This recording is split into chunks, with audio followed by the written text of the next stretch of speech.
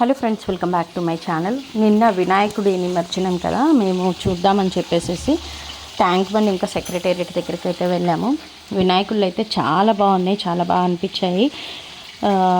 9 to 9:30 కొంచెం break వచ్చింది. మళ్ళీ 10 to 11:30 ఫుల్ స్వింగ్లో వచ్చేసాయి అన్ని వినాయకుళ్ళు వరుసగా.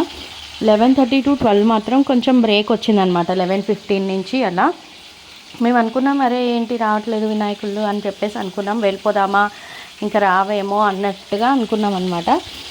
కానీ 12 తర్వాత వస్తాయేమో చూద్దామని చెప్పేసి ఇంకా అక్కడే అటు ఇటు తిరుగుతూ టైంపాస్ చేసాం. కొంచెంసేపు సెక్రటేరియట్ వైపు వెళ్ళి అటువైపు వెళ్ళే వినాయకుడిని చూసి అలా కొంచెంసేపు ట్యాంక్ బండ్ వైపు వచ్చి అట్లా చూసామన్నమాట. 12 తర్వాత మళ్ళీ అన్నీ కూడా ఫుల్ ఆన్ వచ్చాయన్నమాట. అసలు వన్ బై వన్ బ్రేక్ లేకుండా వస్తూనే ఉన్నాయి. చాలా ఫాస్ట్గా పెద్ద వినాయకుళ్ళు అన్నీ వచ్చేసాయి 12 కల్లా ట్యాంక్ బండ్ వైపు. చాలా బాగా అనిపించాయి, చాలా బాగున్నాయి.